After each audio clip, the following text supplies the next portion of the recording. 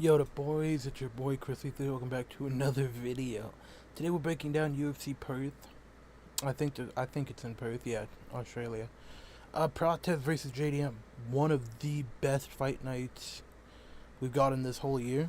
A lot of close matchups, but there are a few gimmies. Rahiki's catching a fucking body. Let's start at the bottom of the card. It should be an interesting card. I'm not very confident on any of the fights, but one that I am pretty confident on is Dom Mar Fan versus Cody Steele. I don't think Cody Steele is all that. I think I think Fan is actually really good. Cody likes to pressure, throw wild shots, and get his wrestling game off. He has really good BJJ, very strong, has a lot of power, so if he lands clean, Fan could get hurt. But he misses a lot, he's very stationary, his cardio's not the best, he can be hit, and I don't think his wrestling is all that either. He's shown that he's unable to get takedowns. He's 1 for 7 in the UFC. He gives up on the takedown immediately. He is very easy to counter. He just has a lot of openings, and I think Fan, who's 9-2, only 2 losses are to one of another fighter on this card, Quillen Southkill, who's probably going to be a top 8 fighter in the world at lightweight. He's an underdog, a massive underdog, not a massive one. He's actually a much bigger underdog in DraftKings. He's like a plus like 190 on DraftKings. I just think he does everything that Cody does a lot better, and I think he has more weapons than Cody. I think the only way Cody could win this fight is if Dom does have a tendency to back away and put his back to the fence because it's where he feels comfortable, and he gets hit a lot due to that. And I think Cody, if he lands clean when Dom is against the fence, he could knock out Dom. But I think Dom has incredible head movement, very good defense, pretty slick. I think he's going to make Steele miss. I think he's going to punish him for missing. I think the counters are going to be there. I think the pace Fan can put on in the clinch. I think the wrestling will not be a big factor in this game, or in this fight. I think Fan will be able to deny any takedown Steele does. And Fan has pretty good takedowns on his own. He doesn't have the control that Steele does. But I think Fan can do everything Steele can, and I think he's just a bit faster, a bit stronger, and a bit more technical with everything. And Steele struggles with a technical striker, and I think Fan's going to be able to capitalize on and win by decision. Yeah, I think the clinch is going to be a big deal here, and I think Dom's going to dominate in the clinch. I think there will be a time where Steele hits him, and you could see Dom visibly get hurt. But I think he has high enough fight IQ to survive that. And I think Steele will blow his load way too early and gas out later in the fight. I mean, this fight, I don't know how Jonathan, he's going down rapidly as a favorite. He was like a minus 400 a couple days ago. Now he's like a minus 250. There's a lot of money's coming on with Themba Gorimbo. Themba Gorimbo's not UFC level. He's just not. I think he lost to Jeremiah Wells recently, yeah. He's just not very good. He's slow on the feet. He throws incredibly low volume, like 2 significant strikes per minute. He's easily hit. He doesn't have a good shin. He's not very physically intimidating. He can't insert himself in a fight. I mean, he has pretty good wrestling, pretty good cardio, good control time. Has some submissions, but I think this is a total mismatch. I think Mitch Klaff is going to be able to destroy him on the feet, hit him with a bunch of body shots. Body kicks are going to be a big play. I think he hurts Themba Gorimbo. I think he knocks out Themba Gorimbo in the second or first round. I think Themba is way too open, way too slow. Mitch Klaff was struggling against Obon Elliott because he was much slower than Obon. He struggles against fast opponents, and Gorimbo is a snail in comparison to Obon. I think the striking's just going to be completely mismatched. I think Jonathan's going to have his way with him on the feet, and then if Themba goes to the ground or attempts to get this fight to the ground, Jonathan's incredible jiu-jitsu is going to outshine Themba's. I think he's good on his back. I don't think he will be able to get taken down by Gurimbo. I think he could find a submission on Gurimbo. Maybe a front choke, because Themba struggles with front choke submissions. I don't know. I mean, I think this is a total mismatch. I think he should be a bigger favorite. I think Mitchclaff by round 1 KO. I don't know why this fight's on the card. Wes Schultz is coming off of a KO, 2 months ago? Yeah. I'm picking Wes Schultz to win this. Ben Johnson retired 2 years ago. He said that if he's not going to go to the UFC, he's not going to fight again. And he stayed to his weight. He retired 2 years ago. And I think he's not dedicated to the game. This is on a short notice fight, too. I can't pick someone who retired from the game because they didn't get their way. And yeah, I'm just not picking him. He's a good Muay Thai striker. He has power in his hands. He has pretty good jiu-jitsu, decent submission game. A lot of his finishes are by rear naked choke. But Wes Schultz is a different beast on the ground. And the competition level is so crazy. Ben Johnson really hasn't fought anyone. Wes Schultz has fought Mansour Abdul-Malik. He fought UFC level caliber fighters here. Yeah, Mario, well, he's pretty shit, but he fought Damian Piñas, and yeah, Wes Schultz obviously is very bad on the feet. But I don't think Ben Johnson has Damian Piñas level striking. I don't think he has the power that Piñas has. I don't think he'll be able to punish Schultz as much as Piñas was, and I think West will get this fight to the ground.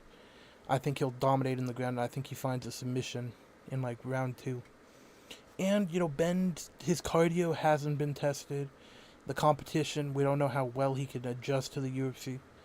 I think Wes Schultz can stay safe enough on the feet until he gets a takedown or until Ben shoots a takedown.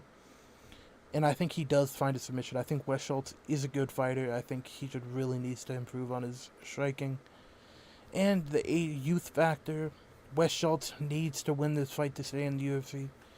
And again, the retirement thing is just not a good look. I can't pick him. So I'm going to go Wes Schultz by decision. No, Wes Schultz by submission.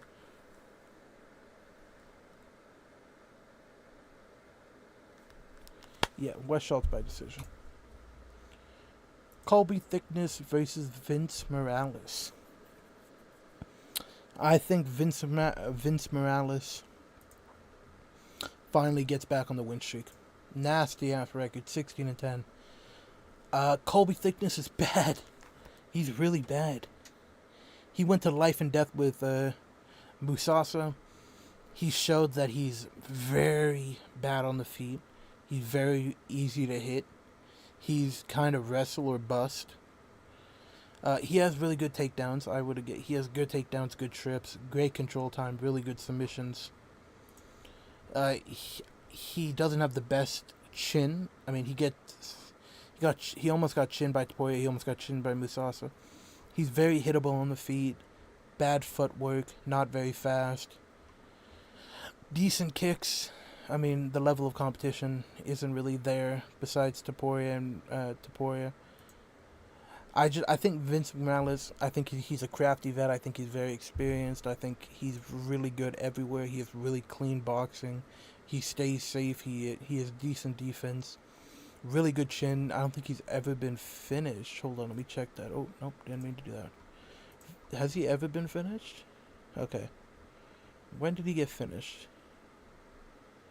Oh yeah, Chris Gutierrez finished him with leg kicks. That was another thing I was going to mention. He does have a problem with leg kicks. He does not check them. He does get his leg ate up. But in this fight, I just don't think he'll be a big deal. I think Vince Morales will kind of have his way with him. I think he's faster than Thickness. I think he's slicker. He just has more experience. I think his IQ will be levels above Thickness. And look at the competition that he's had in the UFC since he returned.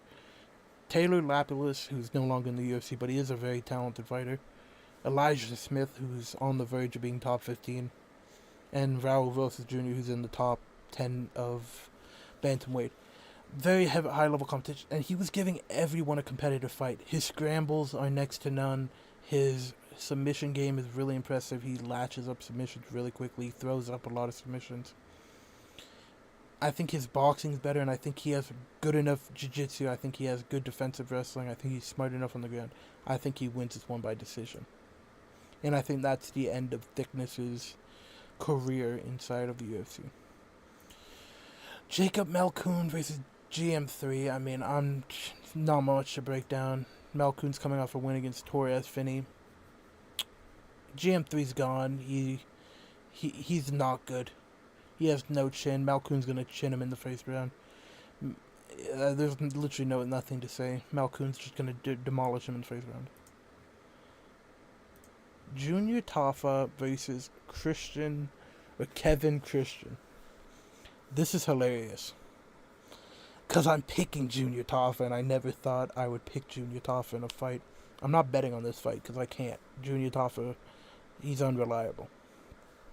But there is a strong possibility that Kevin Christian is the worst active UFC fighter. He's 100% the worst active light heavyweight. And this fight is at light heavyweight, so Junior Tafa won't be too undersized. He will have... I think he definitely has the power advantage. But, we see that, Kevin Christian is not talented. He's very tall, obviously. I think he has the massive size advantage. He does 8-inch reach advantage, 4-inch reach advantage, or height advantage. He has really damaging leg kicks. He has good volume. He has decent jiu-jitsu. He has good submissions. He circles away from the power hand. And he has, he mixes it up on the feet at least. He throws kicks. But, I mean, on the feet, I don't think Kevin Christian will be able to get this fight to the ground. I don't think he'll initiate the wrestling. I don't think... Usually when he gets a submission, he gets taken down and he finds a triangle from bottom, guillotine from bottom. He finds a submission from bottom, similar to how he did in the Contender Series fight. Yeah, I mean, I think Tafa's gonna... He also has that tall man defense where he backs up with his chin super high. I think Junior Tafa is gonna chin him in the first round. Tafa's good at striking. He is a talented striker. He has really good boxing, good kicking. He's a marauder. He has high volume in the first round. I think if this goes the distance, I would lean Kevin Christian just because of how bad Tafa's gas tank is. But we saw that Christian has a bad chin. He's a glass chin. He got knocked out by Billy Elicana, or he almost got knocked out by Billy Elicana. I think Tafa chins him in the first round. I think we're going to be a heavy KO here. I think we're getting a heavy KO card. I'm just going to tell you right now, preface, these 3 fights maybe will take about 2 minutes to break down combined. These are all what? Let me check. 350, 300. And there's no odds, but obviously we all know what the odds are going to be. This is a tricky one. This is a tricky one because I was originally Team Rouston. I thought Cam was really talented. But then I watched the Cody Brundage fight. And that's not a good look. He almost got knocked out by Cody Brundage. I think I don't know, he doesn't flow. When I watch him strike, he doesn't really flow. He is a technical striker, but he looks very stiff on the feet. He's really good at range. He has good, range management. He sticks on the outside, stick and move. Solid timing on his boxing. He doesn't utilize it as much, but he has really good jiu-jitsu, good submission game, good control, active get-up game when he gets taken down, a really good takedown defense. He's pretty fast on the feet. He's high volume, really good straight punches. He's strong in the clinch, really good pocket fighting. He constantly walks forwards, uses his kicks, great pressure. He's on a 5-fight win streak. Who did he lose to? Ihor Bataria. That's who fucking Robert. Oh, I thought he won that fight. I'm picking Robert. That performance, I think the performance against Tavares is much better than anyone Rouston has gone against. And I think he pretty much dominated Tavares from start to finish. Robert has really powerful hands, really good striking, constant pressure. He mixes up the shot location so he goes to the body, high volume. He does great work when his opponent's back up. He walks down, really good head movement. Throws a lot of volume. He throws multiple strikes instead of singular shots. Really good in the pocket. He has good takedown defense, good submission defense. He's fairly hittable on the feet, but he does have a pretty good chin. He doesn't have the best cardio. He doesn't kick. He doesn't, he doesn't really defend. He gets hit quite a bit. Not much wrestling. He's 35 years old, so that's always a negative. He can be held down and controlled for long periods of time, but I don't think Rouston's going to really use his wrestling in this fight. I think he's going to be more of a striker. I just think we've seen Rouston struggle against pressure. Brundage was pressuring him pretty badly in that last fight, and he was kind of shelling up. He was showing that he doesn't like pressure, and that's all Robert's gonna bring. I think he's improved since that Iowa fight. I think he's gonna walk down Rouston. He's gonna throw big volume. He's gonna clip Rouston. Rouston's gonna get hurt, and I think this is gonna be a gritty fight. And I would pick Robert to win a hard-fought, gritty fight over Rouston because I don't think Rouston really has that dog in him. And, hold on, if I recall, he lost to Torres Finney. Yeah, you can see submission. He has good ground and pound. He's, again, talented on the feet, talented on the ground. He's very well-rounded, but I think Roberts on the feet is going to be too much for Rouston. And I think he wins this by decision. Bam Bam, Tai Tuivasa versus Louis Sutherland. This is a hard one. I'm gonna check, and if Bam is a plus, or if Bam is a minus 200 here, I'm gonna be shocked. Just look at the records here. Just look at the fucking Reds. Jesus Christ. USADA did a number on Louis Sutherland, and I hope I'm wrong, and I'm gonna be rooting for Ty this entire fight, but I'm going Louis Sutherland. I can't pick Ty. I don't think Ty has it in him anymore. Ty's a very good striker. He has good kickboxing, but his wrestling defense is terrible. His submission defense is terrible. He has no get-up game. He has no cardio. If you get taken, Bam kind of just falls over sometimes when he gets taken down. And I think Louis has the massive size advantage in this fight. I do not think Tai Tuivasa is 6'2". I think what's going to happen here is Louis is not a bad fighter. In the UFC, he has not had a good performance, but his leg kicks are fucking deadly. He broke Walter Walker's leg with one kick. I think he's going to be able to leg kick the shit out of Tai Tuivasa. And I think Louis has good enough wrestling that he will implement it. This is on short notice. I think Louis can take down Tai Tuivasa, lay on him, land some ground and pound. I think he's going to make this more of a wrestling fight than we expect.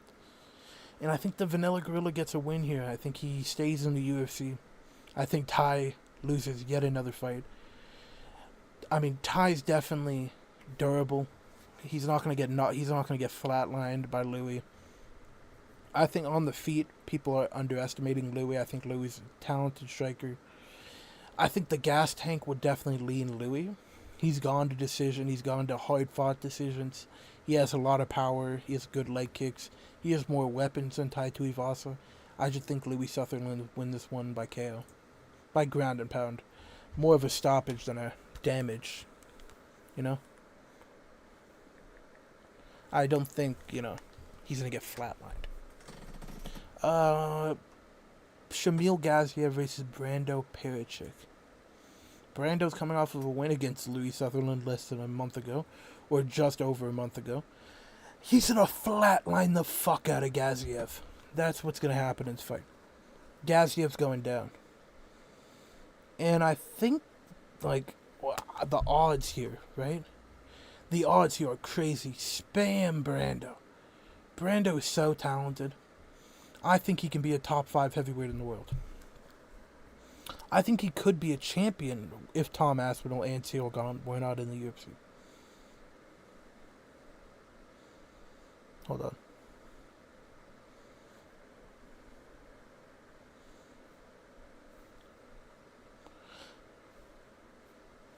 Yeah, Gaziev is just fat. Yeah, Gaziev's really fat. I can't pick him. He got flatlined out cold by Waldo in his last fight, correct? Then he knocked the fuck out of Thomas Peterson, Dontel Mays. He's pretty much lost against any good fighter he's gone against. Shamil has good power in his hands, decent boxing, great takedown defense. The wrestling is going to be a non-factor in this. Shamil's not fast enough nor technical enough to take down Brendo, and Brendo's not going to implement the wrestling. So this will be a striking match. And Gaziev just kind of wades forwards, hands down, breathing heavy, mouthpiece hanging out, and he just, tries to stand and bang. I think the movement of Brando's going to really give Shamil Gaziev problems. I think the speed of Brando. I think Brando's just really good. I honestly don't know why this fight is not being talked about more. Brando trains at CKB with Izzy, Hooker, Kai, Carlos. He's very fast on the feet. He has good clinched knees and elbows. Very explosive. He has really good kicks, high volume. He has good enough wrestling that if Shamil does get a takedown, he could defend it. I mean, he has good power. He's very fast. He starts very fast. I think Brando counters Shamil. I think Shamil gets clapped when he walks in, wades in. I think Brando's going to be able to capitalize on all the slow attacks of Shamil. And I think he gets him out of there in the first round. I'm not even clicking on it. Rahiki's going to slime out Ollie. Rahiki's going to slime out Ollie Sheeman. I think he trains at CKB, correct? Yeah, he trains at CKB. He's not very good. I mean, he's incredibly hittable. He doesn't move his head. Exits on a center line. Rahiki's incredibly talented. This will be a firefight from start to finish. Rahiki finishes him in the first round. Why is this even a fight? Steve Versak is number 6 in the world and he's fighting number 14. Tim Elliott he's like a drunk fighter. He's very unorthodox. He has decent wrestling, decent jiu-jitsu. Iron chin. He does not get knocked out. He has bad submission defense though. Steve Versak's just going to cruise to a decision. He's better everywhere. There's no route for Elliott to win. I think Versak is just going to piece him up on the feet, and if Tim Elliott attempts to take him down, I think he could get back up. I think he could reverse position. I think he could stuff the takedown. I think this is an easy decision win for Versak. Quillen's going to knock the fuck out of Dariush in the first round. And I think Dariush is a much better fighter than Quillen Southkill. I think if this was prime Benil, I think this would be a very competitive fight. But let's go to his record, right? First round knockout. Moicano almost slimed him out in the first round. Quillen's gonna, okay, and then let's go to Quillen. First round, decision, second round. Again, another win over Dalmar Fan. I mean, Quillen's just going to slime him out in the first round, similar to the BSD fight. Moving on. This is the best main event of the year, non-pay-per-view wise. This is an interesting fight. I think JDM is being underrated in this fight. I think the cardio and the pressure that JDM possesses could give Carlos problems. I think if JDM wants to win this fight, he needs to crowd protest. He needs to close distance. He cannot stay at range. We've seen that JDM really does struggle at range. against really good boxers. Kevin Holland, split decision. Randy Brown was piecing him up. Uh, Basil Hafez was piecing him up. He struggles at range, and he struggles against wrestlers. Obviously, Prates does not have to worry about the wrestlers in this, the wrestling in this. That's the only time Prates becomes hesitant, becomes scared. I don't think it's going to be a Ian Gary type fight. He will not have to worry about the takedowns. JDM will not take him down. I think he's yet to secure a takedown in the UFC. JDM has incredible boxing, incredibly durable. I don't think this fight ends in a finish. I think either one of these fighters who I pick to win, I think it goes to decision. We've seen that Prates has decent enough cardio to make it 5 rounds. I think the pace of JDM will give him problems eventually. But I think there's just a lot more ways Prates can win this fight. JDM is a boxer. He will not mix in wrestling. He won't, he's not very good in the clinch. He has good head movement, but he does get hit a lot. I think there could be a time where Prates knocks down JDM. I think JDM is going to get pieced up for a lot of this fight if he decides to fight at range. Prates has beautiful knees, beautiful timing, incredible power, very strong. His reach advantage is going to be a lot in this fight, yeah. He's taller. I think the body work of Prates is going to be enough. It's going to hurt JDM. I just think Prates has a lot more weapons. The body, knees, the timing of Prates is definitely going to give JDM some problems. But I think the slick boxing of JDM could win him some rounds. We have seen that Carlos Prates is hittable at times. Both of these fighters are hittable, but I think the momentum and the devastating power of Prates will result in JDM being a little bit more timid. A little bit, like he'll respect Prates a little too much, and I think he'll lose on the scorecards. And I think we get a Prates Ian Gary title shot, or an Ian Gary Prates rematch by the end of this year. And then Prates is going to be in the World Championship. It's sad because JDM's very talented, but if he doesn't want to wrestle, he's not. If he doesn't want to try and implement wrestling, I think it's going to be really hard for him to really earn respect from Prates, because we know JDM doesn't really have that one-shot knockout power. He kind of overwhelms opponents instead of knocking them out cold. Prates has some of the most devastating power we've ever seen. He's very dynamic.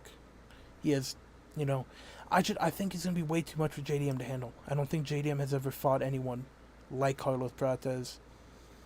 I think JDM's going to come out aggressive. I think the counter-striking of Carlos is going to be a problem. I think Carlos Prates wins this one handedly, 40. I think it's going to be handedly. The rounds he wins are going to be decisive, and the rounds he loses are going to be argued for him. Right? So I think this is going to be a unanimous decision, 49-46. Thank you guys for watching. If you guys disagree with my picks, please let me know in the comments below. Thank you for watching. Bye-bye.